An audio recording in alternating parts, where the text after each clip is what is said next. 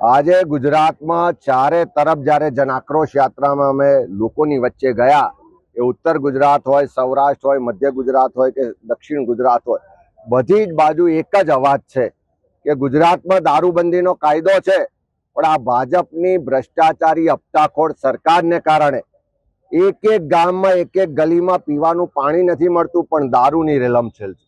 અને દારૂ કરતા પણ હવે ગાંજો, ચરસ ને ડ્રગ્સથી ગુજરાતની યુવા પેઢી બરબાદ થાય છે.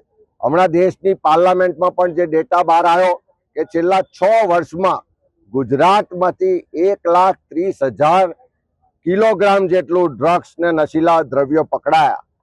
અને એ જ રીતે જોઈએ જે આંકડા છે કે મોટે ભાગનું ડ્રગ્સ ગુજરાતના દરિયાકાંઠેથી આવ્યું.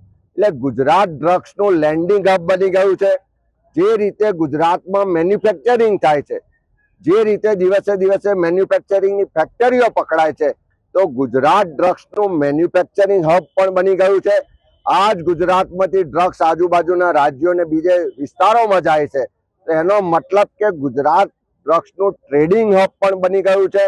અને આ ભાજપની હપ્તાખોરીને કારણે આજે ગુજરાતનો એક એક પરિવાર ચિંતિત છે કે એનો દીકરો દીકરી આજે ડ્રગ્સના રવાડે તો નહીં ચડી જાય ને.